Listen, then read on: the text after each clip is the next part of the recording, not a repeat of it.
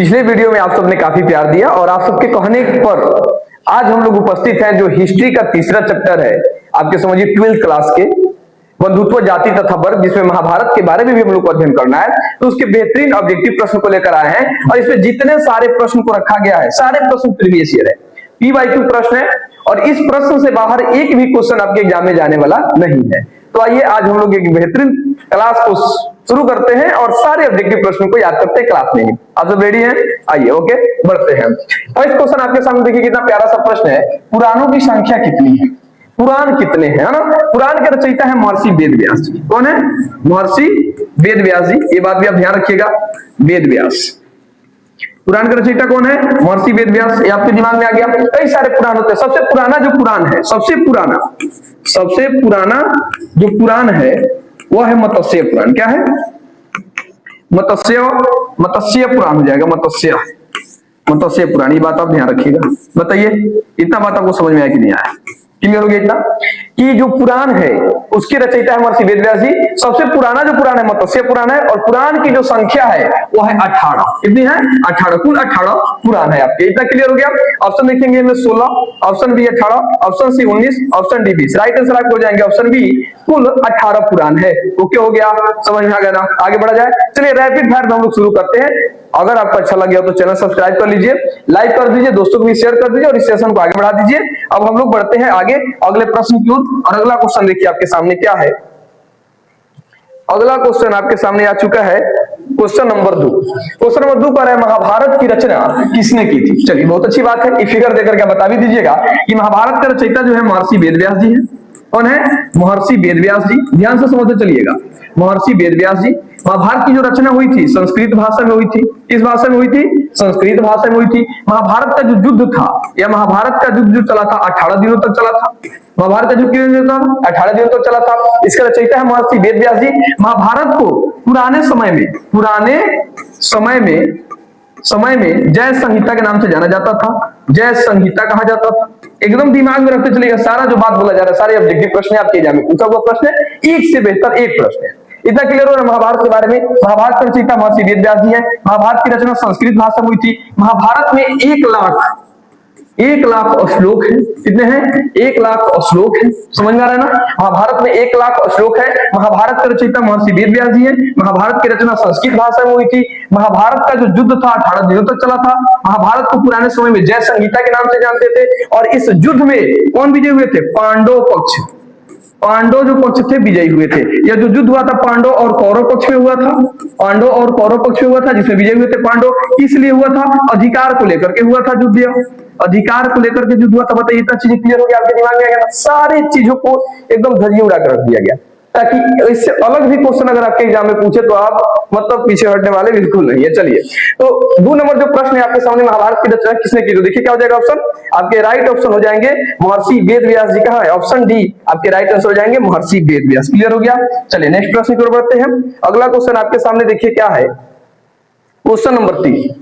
महाभारत का युद्ध कितने दिनों तक चला था? अभी हम लोग चर्चा किए हैं महाभारत का जो युद्ध था कितने दिनों तक चला था? 18 दिनों तक यह युद्ध चला था। 18 दिनों तक यह युद्ध चला था।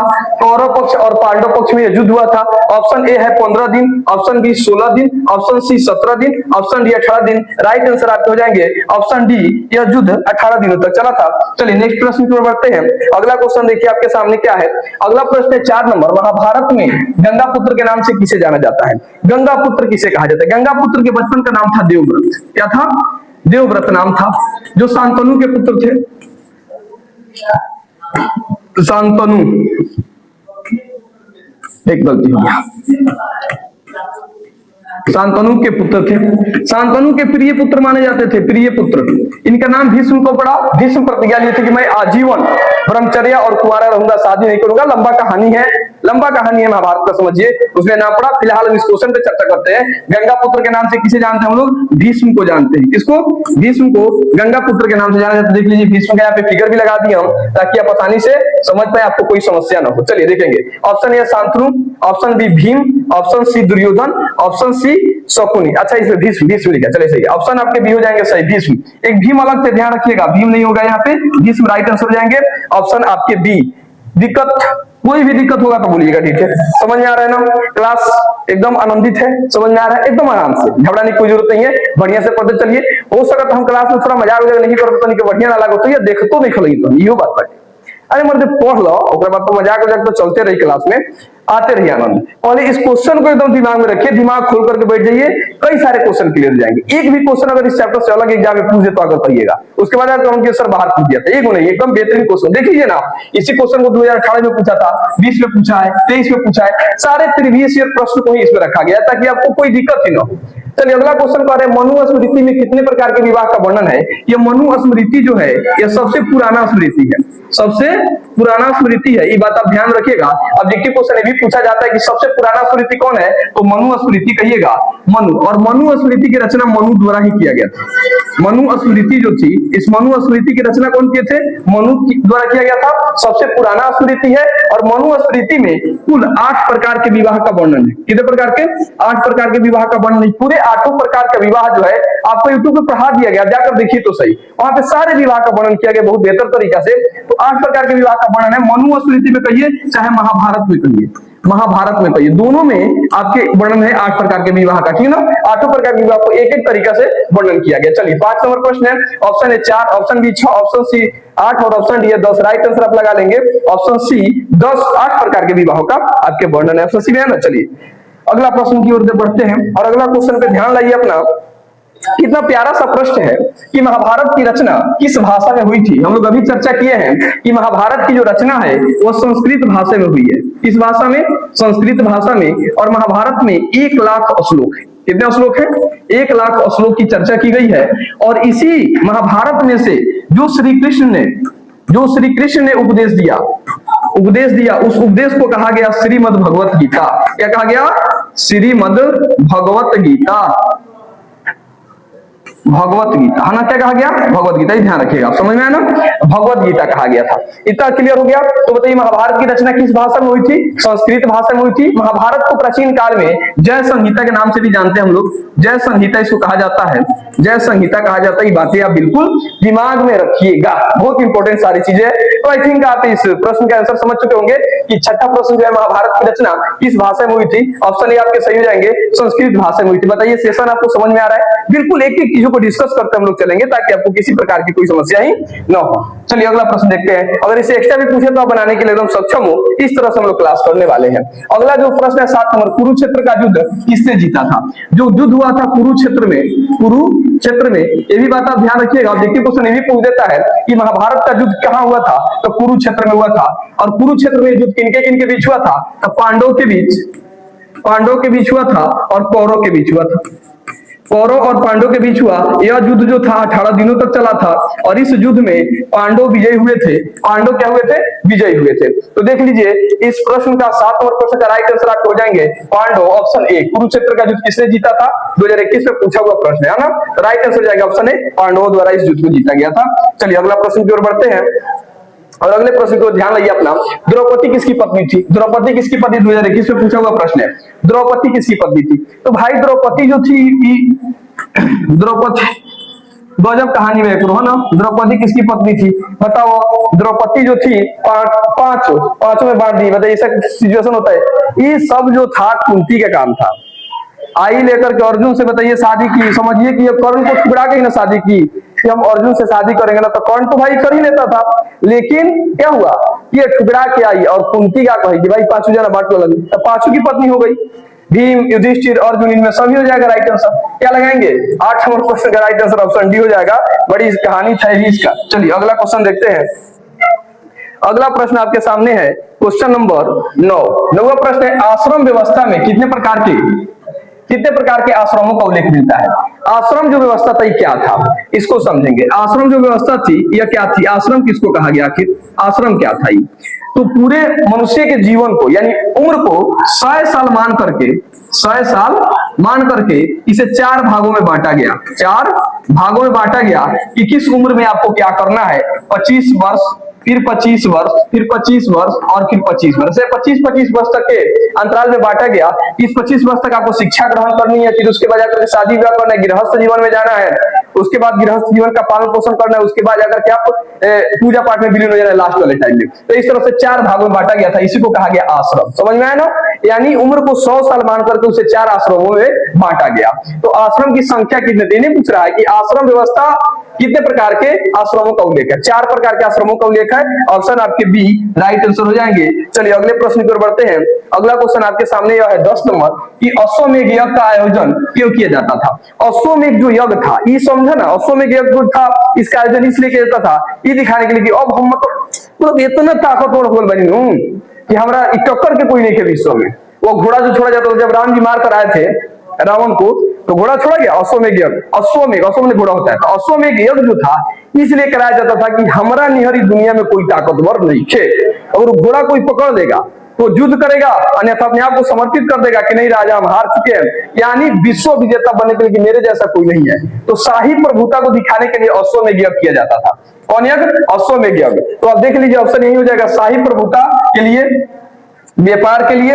ऑप्शन सी है दोनों के लिए, इनमें से कोई नहीं। राइट आंसर हो जाएंगे आपके ऑप्शन ए शाही संप्रभुता के लिए कि मेरे जैसे ताकतवर इस संसार में कोई नहीं है, इसी को दिखाने के लिए अश्वमेध यज्ञ का आयोजन किया जाता था। चलिए अगला प्रश्न की ओर बढ़ते हैं। अगला क्वेश्चन आपके सामने क्या है? 11 नंबर प्रश्न, वेदों की संख्या कितनी है?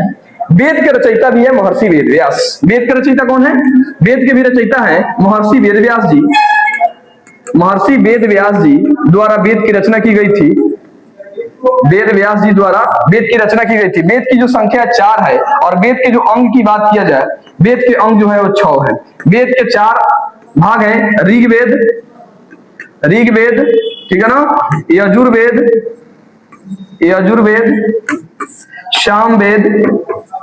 सामवेद और एक है अथर्ववेद। हीरो नहीं यहाँ रहेगा, अथर्ववेद। समझ में आया ना? इस तरह से 4 वेद है। वेद के 6 अंग होते हैं, शिक्षा, कल्प, व्याकरण, छंद, निरुक्त और ज्योतिष। 4 इसके 6 अंग होते हैं, ये बात ध्यान रखिएगा। यहाँ फिलहाल पूछा क्वेश्चन की वेदों की संख्या कितनी है, 4 लगा लेंगे, ऑप्शन बी आपके राइट आंसर हो जाएंगे। फिलहाल 11 नंबर प्रश्न का। चलिए अगला क्वेश्चन की ओर बढ़ते हैं। अगला प्रश्न आपके सामने क्या है? 12 नंबर प्रश्न, सर्वाधिक प्राचीन स्मृति ग्रंथ कौन सा है? सर्वाधिक प्राचीन, सबसे पुराना स्मृति ग्रंथ कौन सा है? ध्यान दीजिएगा, 2023 में प्रश्न पूछा हुआ है। तो सर्वाधिक हम पूछा ना, पुराना सबसे कौन है? मनुस्मृति है। क्या है? मनुस्मृति है। और इस मनुस्मृति की रचना किसे किया था? मनु द्वारा किया गया था। सबसे पुराना स्मृति ही माना जाता है। ऑप्शन ए देखिएगा Narad Smriti, option B Yajnavalkya Smriti, option C Manusmriti, option D Gautam. Right answer जाएंगे आपके ऑप्शन सी मनुस्मृति। बिल्कुल। अगले प्रश्न की ओर बढ़ते हैं। अगला क्वेश्चन देखिए आपके सामने क्या है?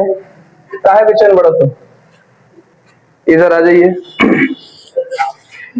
हिंदू परंपरा में मोक्ष प्राप्ति का मार्ग क्या है? कई सारे ऋषि मुनि अलग अलग अपना मोक्ष प्राप्ति के मार्ग बताए थे। इसमें देखिएगा ज्ञान मार्गी, ये भी सही माना जाता है कि जब तक आपको ज्ञान नहीं होगा, तब तक ज्ञान प्राप्ति नहीं होगी, तब तक आपको इस दुनिया से मोक्ष नहीं मिलेगा, मतलब मोक्ष की प्राप्ति नहीं होगी। अगला क्वेश्चन है कर्म मार्ग। कर्म भी करना एकदम जरूरी है। कर्म नहीं कीजिएगा तो कुछ ना हुई। मान लो तू पढ़ता रहा, जब तक कर्म ना करो, मेहनत ना करो, एग्जाम क्यों पास करो? कर्म भी जरूरी बात है। भक्ति मार्ग भी मानते थे कि भक्ति मार्ग भी है क्या है? जरूरी है, तो उसको बंद कर दीजिए। उसके बाद इनमें से सभी। राइट आंसर हो जाएंगे आपके ऑप्शन डी, इनमें सभी। बिल्कुल सही आंसर हो जाएगा आपके फिलहाल 13 नंबर प्रश्न का। चलिए अगले क्वेश्चन पर बढ़ते हैं। अगला क्वेश्चन आपके सामने क्या है? देखिए 14 नंबर प्रश्न, पुरुष सूक्त का उल्लेख किस ग्रंथ में मिलता है? पुरुष सूक्त का उल्लेख जो है ऋग्वेद में मिलता है। किस वेद में? ऋग्वेद में मिलता है। ये बात ध्यान रखिएगा, ऋग्वेद में। राइट आंसर हो जाएंगे आपके ऑप्शन ए ऋग्वेद। चलिए अगला प्रश्न देखते हैं। अगला क्वेश्चन है आपके सामने 15 नंबर प्रश्न क्या है कि उपनिषदों की संख्या कितनी है? बताइए। उपनिषद की संख्या जो कितनी है? 108 है। उपनिषद जो है वो दर्शन सिद्धांत को प्रकट करता है। क्या प्रकट करता है? दर्शन सिद्धांत को प्रकट करता है। आप ध्यान रखिएगा, दर्शन सिद्धांत को क्या करता है? प्रकट करता है। उपनिषद के रचयिता जो है ये भी है महर्षि वेद व्यास जी। उपनिषद के रचयिता कौन है? महर्षि वेद व्यास जी। उपनिषद की संख्या 108 है। उपनिषद क्या प्रकट करता है? दर्शन सिद्धांत को। उपनिषद किसका अंतिम भाग है? तो वैदिक वाग्मंडस्य का अंतिम भाग है। ये भी आप बात ध्यान रखिएगा। तो यहाँ पूछा है कि उपनिषद की संख्या कितनी है? 108 लगा लीजिएगा, ऑप्शन बी आपके राइट आंसर हो जाएंगे। चलिए इस सेशन का हम लोग लास्ट प्रश्न देखते हैं कि लास्ट प्रश्न क्या है। कुल इसमें टोटल 16 प्रश्न हम रखे थे। एकलव्य और द्रोणाचार्य की कथा महाभारत के किस पर्व में मिलता है? 2026 में पूछा हुआ प्रश्न है। यह 27 में भी पूछा जा सकता है, इसमें घबराने की कोई जरूरत नहीं है। तो यह आदि पर्व में है। फिलहाल इस प्रश्न का राइट आंसर आपके हो जाएंगे ऑप्शन ए आदि पर्व। आई थिंक यह सेशन आपको बहुत बेहतर लगा होगा, उम्मीद है। अगर आपको बेहतर लगा हो तो चैनल को सब्सक्राइब जरूर कर लेंगे, दोस्तों को भी शेयर कर देंगे। ऐसे ही वीडियो आपको बेहतर मिलते रहेंगे। फिर हम आपसे मिलेंगे नेक्स्ट वीडियो में, तब तक के लिए जय हिंद, जय भारत। Next blog.